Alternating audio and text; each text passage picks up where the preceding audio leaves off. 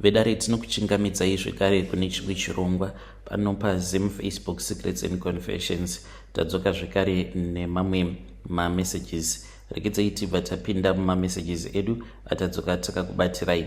Message yedu yekutanga yakamira sekudai so: hanzi makati zvenyu mukoma, ndinokumbirawo kuti munge muchindiposterawo nyaya yangu makaviga chitupa changu. So ininiwo ndakasanganawo neuyo murume akazondiunzawo muno muSouth Africa. Izvi pazvakaitika mukoma mainge muri mugore ra2015.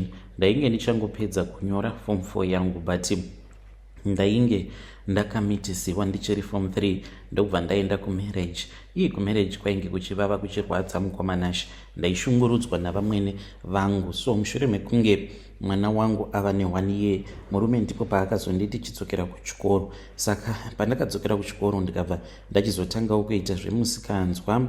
Ndainge ndodanana nevamwe ticha vepacollege apo pandainge ndava kudzidza. Mushure mekunge ndatanga kudanana naticha vaya, mukadzi wacho akabva azobata mamessages ndokubva achizouya kumba akarwa neni pamberi pemurume wangu zvekare, ende vamwene vakafara chaizvo vakatobatsirana naye mukadzi wewe kundirova. So ndakabva ndazongotiza ndokubva ndazosiya mwana wangu. So kazhinji chinozokonzeresa kuti munhu ange achizokutiza nekukubira mari kana kuri kunzwa munenge mangoitawo relationship yekusanganawo pamasocial media, it is because paya pamunenge muchiri kutaura umwe neumwe achiri kwake, kana paine nhema dzinenge dzataurika ndo dzinozokonzeresa kuti munhu ange achizofunga kukubira mari zvekare nekukutiza. Ipapo mukoma ndipo pandakabva ndachizotanga kudanana naye murume uyu. Iyewo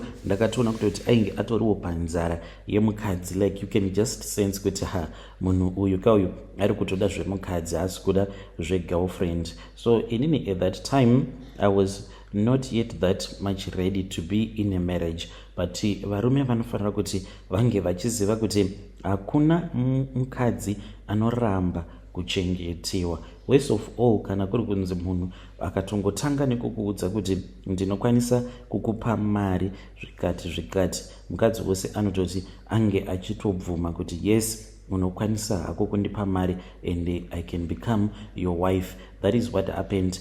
Murume uyu mukoma akandisendera, the first time akandisendera 100 US tichiri kutotanga kutonyengana ndisati ndatombomubvuma. Munhu akabva atoti ndava kuda kukutumidzira mari, ndo allowance yako.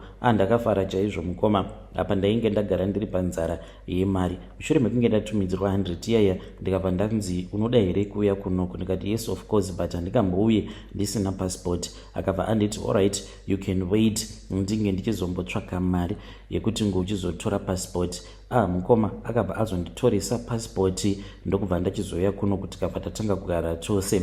Asi semunhu wekuti ndainge ndakazongomudawo nekuda kwekuti ainge akatanga nekundipa mari lekuzonditoresa passport, but ndichizonosvika pagiraundi ndakabva ndaona kuti munhu ainge atongoriwo pama1 zvake, aitongoshandawo chibasa chemumagadheni nekuita zvimapeace job, dzimwe nguva achimboenda kunovaka, in which ndakabva ndazongomushora. Mukoma nashi semunhu wekuti ndainge ndakajairirawo kudanana nevarumewo vakati one day at the same time ndakabva ndachizotanga kudanana neumwe murume, but inini manje ndainge ndakatodzidza kuti haufaniri kuti unge uchidanana nevarume vakawanda in the same location. Danana hako nemunhu wekure. Mukoma nashi ndo pandakatanga kudanana neumwe murume uyu ainge achigara kuCape Town. Tikabva tatanga kudanana paFacebook paya, then tichizotaura zvekare nepaWhatsApp. So as to compared to the men that I was staying with,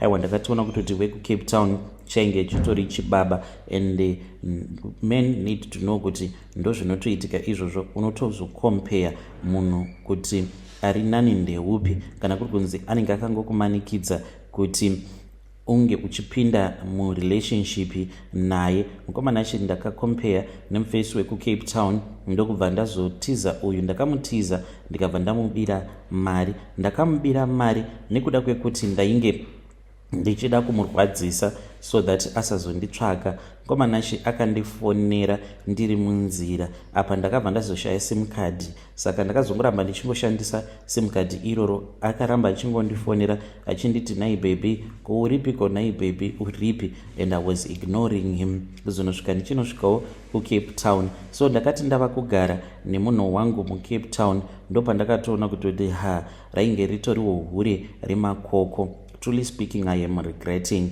Saka uya wandakatiza wandakabira mari iye akamboroora before, mushure mekunge aroora ndokubva achizorambana zvekare nemunhu uya waainge ava kugara naye. Saka now ndinogara ndichitaura naye mukomanashi, iye ari kunditi dzoka, I still love you. But as far as I know him, this guy patikaenda tikanoita matest, he was HIV negative. Munhu wekuti haana dzungu pavanhukadzi, anongozvidirawo hake munhu wake one. It is just unfortunate kuti vakadzi vacho vaanosangana navo ma1 vakadzi vakaita sesuso. So pandakauya kuno kuCape Town ndainge ndisingatozivi kuti murume uyu wandainge ndafambira iye ainge atori HIV positive nechekare. So mukoma, ini kutaura kudai so ndava nechirwere. I really want to go back to this man nekuti I respect him sezvo ari iye akandiunza muno mumujoni. I know kuti he was not going to break my heart in such a way, iye achiziva kuti munhu uyu ndini ndakamuunza mujoni sezvandiri kuitwa kunoku. This guy that I am staying with mukoma anotondirakidza kuti hatomborina kana basa neni, ende anondihurira mukoma nawo makaradhi aya zvekuti wega unombotanga uchapopota until wazosvikawo pachinzvimbo chekuti unongonyarara ongoti hameno. Ende chinondirwadza ndechekuti akabva achizondizadza HIV mukoma, yet pandakauya kunoku I was still okay. Kana mukaposta nyaya yangu ndiziviseiwo mukoma nashi, ndichange ndichizotevererawo ndiri mucomment section. Vedari ndo message iyo yandakatumidzirwa ichibva kuna vahanzvadzi vedu. Hanzi mukoma nashi, I am regretting.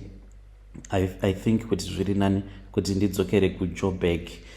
Pakaipa ngatizame kuti tinge tichitaura navo mucomment section vahanzvadzi vedu ava. Hanzi ndodzokera here because munhu uyu ari kuramba achingondinetsa achinditi dzoka, wakanditiza but I still love you.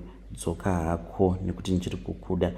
Must she return back? Apa hanzi ndava neHIV. Must I tell him kuti ndo zvavapo izvi? Zvakangoma hazvo veduve. Regedzai tibva taenda panyedu inotevera. Nyedu inotevera yakamira sekudai so. Hanzi makadi zvenyu mukoma, ndinokumbirawo kuti munge muchindiposterawo nyaya yangu makavigawo chitupa changu.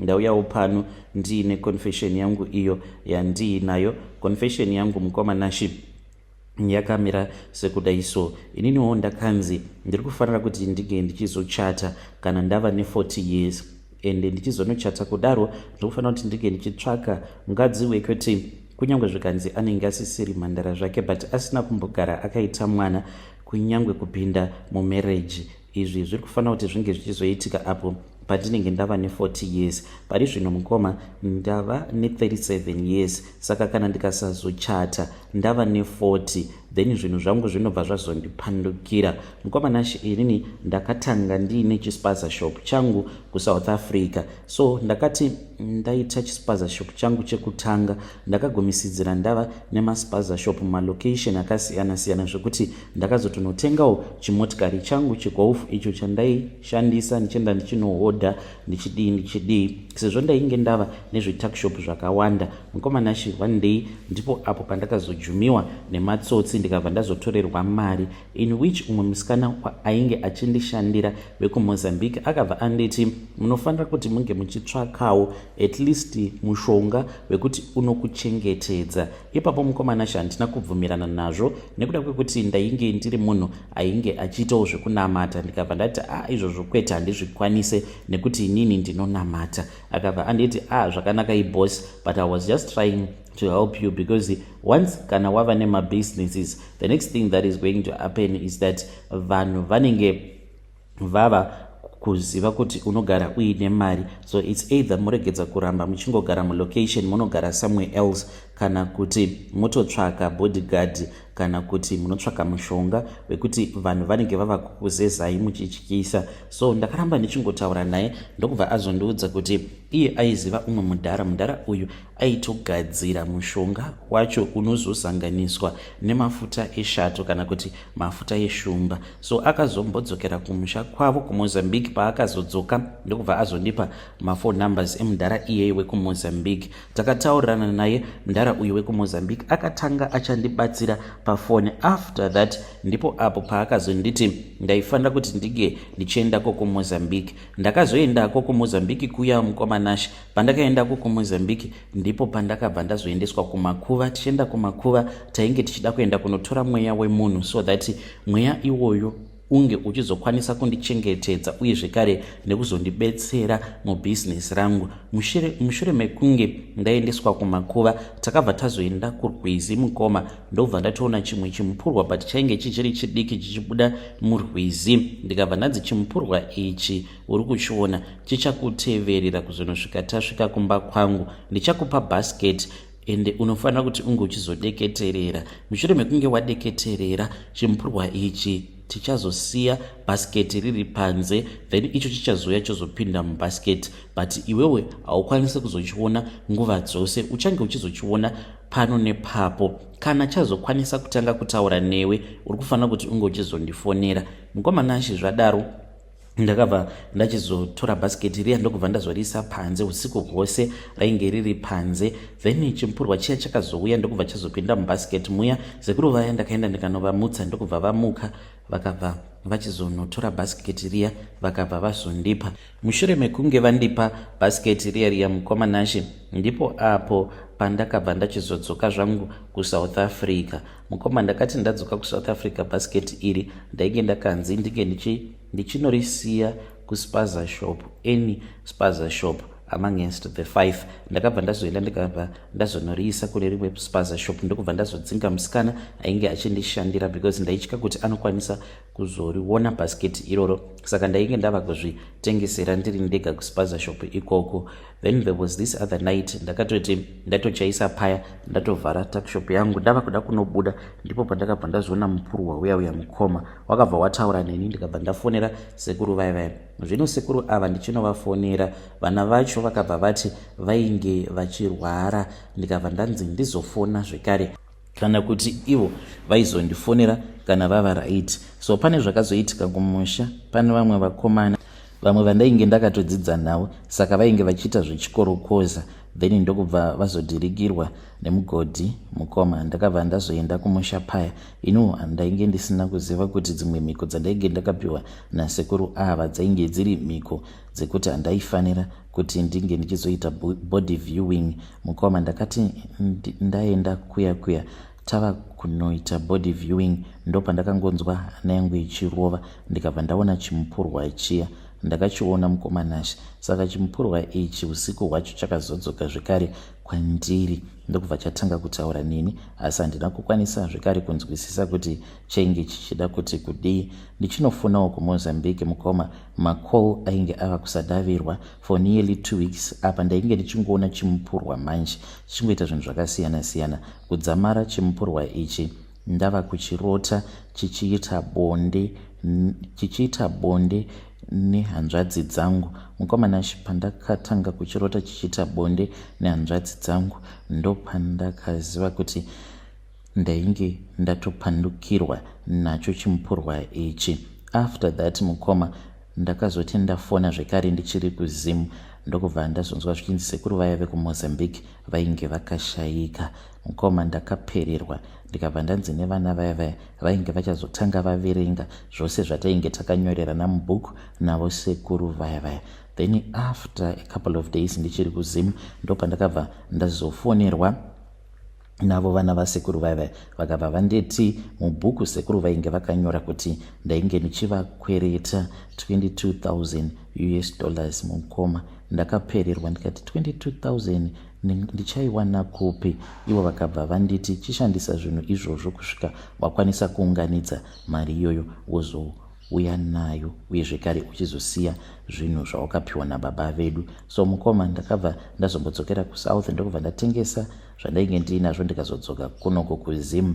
So ndakabva ndazoenda kune imwe n'anga. Saka kutoenda kwandakaita kune imwe n'anga chimupurwa chiya chakabva chapanduka ndokubva chatsamwa, chikabva chanobhagura amai vangu, chikabva chandiurayira amai. Saka kun'anga kuya ndiko kwandakabva ndazoitiswa dzimwe mhiko zvekare dzekuti ndiri kufanira kuti ndinge ndichizoroora zvekare nekuchata kana ndava ne40 years. Then mukadzi uyo wandichazoroora nekuchata naye anofanira kuti ange achizofa within 6 months mukoma, so as to make sure kuti chimupurwa ichi hachizorambi chichindiurayira hama dzangu. Saka iyewo mukadzi uyo wandinenge ndaroora nekuchata naye ndiye wandichange ndichizoshandisa mweya wake paurombwa hwangu, uye zvekare ndiye anenge achindibatsira kuti chimupurwa ichi chisazouraya hama dzangu. After ndaroora mukoma, ndiri kunzi handisi kufanira kuti ndinge ndichizoroora zvekare kana kuita mwana. Ndidzowo mhiko dzangu idzodzo. Kana mukaposta nyaya yangu ndiziviseiwo, ndichange ndichizotevererawo ndiri mucomment section. Vedare ndo message iyo yandakatumidzirwa ichibva kuna kuna mukoma vedu avo. Zvakangoma hazvo veduwe. Kana kuri kunziwo wakambobata une tumushonga twako, tuzvikwambo twako, you want to confess, please feel free to come to my inbox and tell me your own side of the story.